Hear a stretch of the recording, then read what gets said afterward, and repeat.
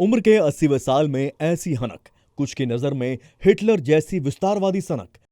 दुनिया कुछ भी कहे, अमेरिका का ये राष्ट्रपति अपनी हेडलाइन खुद तय कर रहा है। एक मिसाल देखिए। 21 जनवरी 2026, व्हाइट हाउस, वॉशिंगटन डीसी। इस तस्वीर में ट्रंप अपनी कोर टीम के साथ बैठे हैं। इस तस्वीर में विदेश मंत्री मार्को रूबियो और उपराष्ट्रपति जेडी वेंस बेहद गंभीर मुद्रा में ट्रंप को सुन रहे हैं। सामने डिस्प्ले पर एक मैप दिखाई दे रहा है। इस मैप पर गौर कीजिए तो इसमें कनाडा से लेकर ग्रीनलैंड तक संयुक्त राज्य अमेरिका के हिस्से के तौर पर दिखाया गया है। अगर मैप को थोड़ा और जूम इन करें तो दक्षिण में वेनेजुएला को भी अमेरिकी झंडे से मार्क किया गया है। ट्रंप ने अमेरिका के नए नक्शे को मीटिंग के बाद इसे अपने सोशल मीडिया प्लेटफॉर्म पर भी जारी कर दिया।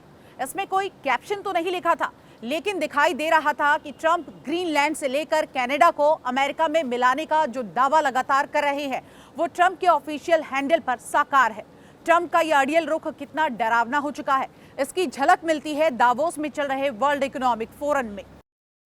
दावोस के फोरम में ट्रंप अपनी धुन में जो कहना था कह गए। वो दुनिया के सामने कह गए कि ग्रीनलैंड अमेरिका के लिए अहम है। वो भूल गए ग्रीनलैंड पर यूरोप में अमेरिकी विस्तारवाद का तीखा विरोध हो रहा है। दावोस में उन्होंने सबके सामने कह दिया कि डेनमार्क एहसान फरामोश है। मतलब चाहे कुछ हो, अपने दूसरे कार्यकाल में ट्रंप ग्रीनलैंड हड़प कर रहेंगे, चाहे इसकी कीमत यूरोप क्यों ना हो। दावोस में ट्रंप ने ये तेवर तब दिखाए। दावोस में ट्रंप के भाषण से कुछ देर पहले वर्ल्ड इकोनॉमिक फोरम के मंच पर जो बातें ट्रंप के खिलाफ सुनाई दी, वो बहुत देर तक गूंजेंगी। और आखिर में यूरोप का दूसरा बड़ा सुपर पावर फ्रांस और उसके राष्ट्रपति इमैनुअल मैक्रो की स्पीच। ये बयानों की सुर्खियां ट्रंप ने भी सुनी होंगी, लेकिन क्या इतनी सख्त आलोचना से ट्रंप अपने सनक भरे फैसलों से पीछे हटेंगे? ट्रंप और बैकफुट ये लगभग नामुमकिन दिखाई पड़ता है, क्योंकि ना तो अपने सख्त फैसलों से डोनाल्ड ट्रंप अपने पहले कार्यकाल में पीछे हटे थे और ना ही दूसरे कार्यकाल के पहले साल में ऐसा कोई भी संकेत मिला है। तो फिर सवाल यह कि ट्रंप कैसी दुनिया की कल्पना करते हैं, वो इस रिपोर्ट से आप समझेंगे। 20 जनवरी 2025, डोनाल्ड ट्रंप की दूसरी शपथ। 2020 का चुनाव हारने के बाद 2025 में डोनाल्ड ट्रंप ने दूसरी बार अमेरिकी राष्ट्रपति पद की शपथ ली। तब पूर्व राष्ट्रपति बराक ओबामा का एक तंज काफी वायरल हुआ था, ईश्वर अब अमेरिका और बाकी दुनिया को बचाए। तब भले ही बराक ओबामा के उस बयान को एक विरोधी का बयान बताकर खारिज कर दिया गया, लेकिन डोनाल्ड ट्रंप अपने फैसलों से अब वही बात सच साबित कर रहे हैं। शपथ लेते ही ट्रंप ने डॉज यानी डिपार्टमेंट ऑफ गवर्नमेंट एफिशिएंसी नाम का विभाग बना दिया।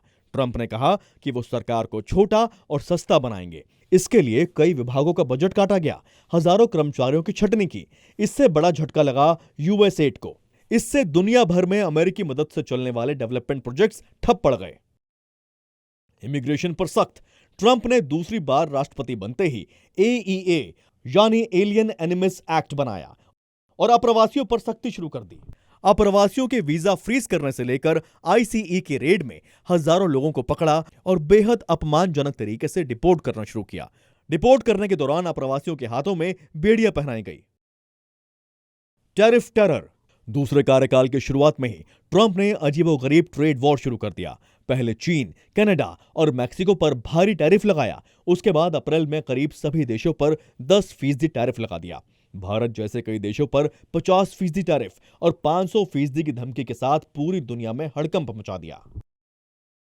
इसने 2 अप्रैल को ही अनाउंस कर दिए थे, लिबरेशन डे। इसने अनाउंस किया था कि लिबरेशन डे होगा, देश हमारे अमेरिकन गुड्स पे इंपोर्ट ड्यूटीज ज्यादा लगाते हैं, वक्त आ गया कि हम उनको बैलेंस करें। टैरिफ से शुरू हो गया अप्रैल से ही, और टैरिफ्स की कहानी तो अभी तक चल रही है, राइट। ये इसने कंप्लीट अपने एग्जीक्यूटिव डिसीजंस को लेकर के करा है। ट्रंप के ये ऐसे फैसले थे जिसका असर सबसे ज्यादा अमेरिका पर पड़ा। इसके खिलाफ लोग कोर्ट गए, ट्रंप के फैसले को चुनौती तक दी गई, लेकिन ट्रंप अपने किसी भी फैसले से पीछे नहीं हटे। वो एक ही बात लगातार रटते रहे, अमेरिका को ग्रेट बनाने के लिए ऐसे फैसले करना जरूरी है। और अब आते हैं ट्रंप के मिलिट्री ऑपरेशंस पर। दूसरे कार्यकाल के पहले साल ट्रंप का 7 देशों पर हमला और वजह अमेरिका का अपना गढ़ा हुआ नरेशन, अमेरिका फर्स्ट। पहले ट्रंप की यह हिट लिस्ट देखिए। ट्रंप का रुख कितना हमलावर रहा है, इसका नक्शा दुनिया के मानचित्र पर इन 7 देशों से साफ हो जाता है। ट्रंप ने कार्यकाल के पहले साल ही बम फर्स्ट की नीति अपनाई और 7 देशों पर 530 हवाई हमलों के ऑर्डर पर साइन किए। इसमें ईरान के 3 परमाणु ठिकाने भी शामिल हैं। दिलचस्प बात यह कि ईरान पर हमले का ऑर्डर ऐसे वक्त में दिया जब वो एक तरफ हमास और इजरायल के बीच सीज फायर कराने की पहल कर रहे थे। तब दुनिया को लगा था कि ट्रंप गाजा में इजरायली सेना के अटैक को रोककर मिडिल ईस्ट में शांति स्थापना की कोशिश कर रहे हैं। लेकिन ईरान पर हमला बताता है ट्रंप का मूड समझना मुश्किल ही नहीं, नामुमकिन है। 5 चीजें हैं जो मेरे मानने में ट्रंप कर रहा है। पहली चीज वेनेजुएला, दक्षिण अमेरिका मेरा बगीचा है, दुनिया जान जा, समझ लो दुनिया वालों ये मेरा है, अगर यहाँ आने की कोशिश की ठोकूंगा। 200 साल पहले मॉनरो डॉक्ट्रिन कहती थी, अब इसको डॉनरो डॉक्ट्रिन कहता है। यूरोप से कहता है तुमने बाकी जगह जो करना है करो, लेकिन यहाँ मत आओ, ये मेरा बगीचा है। वेनेजुएला को हड़प कर लिया, पूरा साउथ अमेरिका डर गया, पूरी दुनिया ने देखा है, कोई कुछ नहीं बोला, बड़ी गंदी बात है, अच्छा चलो हो गया तो हो गया, किसी ने कुछ नहीं किया। दिलचस्प बात यह कि इजरायल के साथ ईरान के तनातनी और ट्रंप की धमकी के बावजूद अमेरिकी विदेश मंत्रालय ने यह 20 जून को बयान दिया कि ईरान पर हमले का फैसला राष्ट्रपति 2 हफ्तों के बाद लेंगे। लेकिन 2 दिनों के बाद ईरान के परमाणु ठिकानों पर हमला किया गया। यही हाल वेनेजुएला में हुआ। वेनेजुएला के राष्ट्रपति ने 1 जनवरी को बातचीत की पेशकश की। ट्रंप कुछ नहीं बोले, लेकिन उसके ठीक 2 दिनों के बाद वेनेजुएला पर हमला कर दिया गया, मिलिट्री ऑपरेशन कर दिया गया। किसी देश में घुसकर चुने हुए राष्ट्रपति को इस तरह उठा लेना दुनिया के आधुनिक इतिहास में इससे पहले कभी नहीं हुआ। लेकिन ट्रंप निकोलस मादुरो को उठाने और एक कैदी की तरह सलूक को जस्टिफाई करते हैं। ट्रंप के इस रुख की आलोचना रूस, चीन समेत दबे स्वर में कुछ यूरोपीय देशों ने भी की, लेकिन ट्रंप इनकी सुनने के बजाय इन्हें ही धमकाने लगे। खासतौर पर नाटो के सदस्य देशों को, जो ग्रीनलैंड पर ट्रंप के प्लान का विरोध कर रहे हैं। वेनेजुएला के बाद ट्रंप के अगले टारगेट पर ग्रीनलैंड था, जिसे अमेरिका की सुरक्षा के लिहाज से ट्रंप अपना कब्जा जायज बताते हैं। हद तो ये कि इसके लिए ट्रंप नाटो से ये कहते भिड़ने को तैयार हैं कि नाटो को खड़ा रखने में सबसे ज्यादा योगदान उन्होंने ही किया है। ट्रंप हर कीमत पर दुनिया में अमेरिका का दबदबा चाहते हैं, चाहे इसके लिए किसी देश पर हमला करना पड़े या फिर भारी टैरिफ लगाकर उसकी अर्थव्यवस्था चौपट करनी पड़े।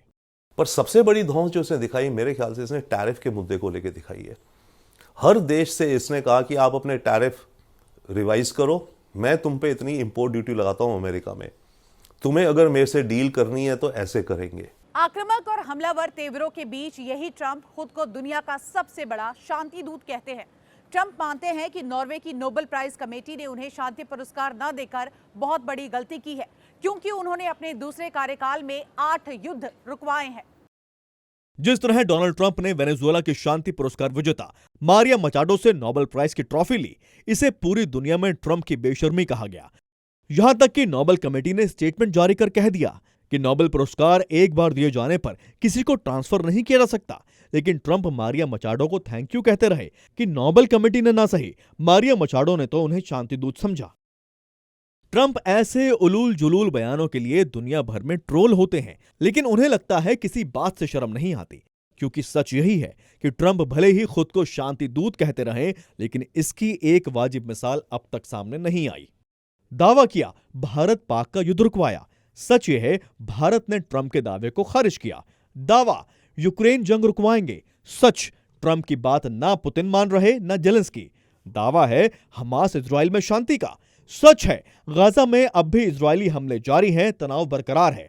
दावा है ईरान पर पीस बोर्ड बनाने का, सच यह है ईरान पर अटैक की तैयारी कर रहे हैं ट्रंप, खामेनेई को खत्म करने की धमकी दे रहे हैं। तो भला कौन सी जंग रुकवा दी ट्रंप ने, जैसा कि वो दावा करते हैं? खुद को शांति दूत कहने वाले ट्रंप का अंतिम सच यही है। यह शख्स सत्ता के पहले साल दुनिया को महायुद्ध के कगार पर ले जा चुका है। अब तक ट्रंप ने WHO समेत दुनिया भर की 66 संस्थाओं से अमेरिका को बाहर कर लिया है, यानी ना किसी कायदे वाली संस्था का सदस्य रहेंगे, ना ही वर्ल्ड ऑर्डर दुरुस्त रखने वाला नियम कानून मानेंगे।